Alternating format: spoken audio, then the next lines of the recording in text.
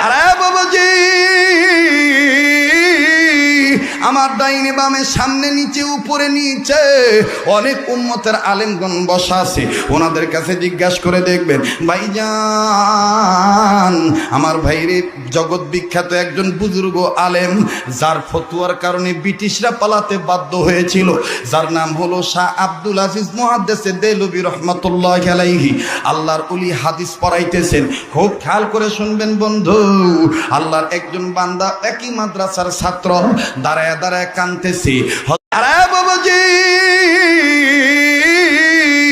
আমার ডাইনে বামে সামনে নিচে উপরে নিচে অনেক উম্মতের আলেমগণ বসা আছে।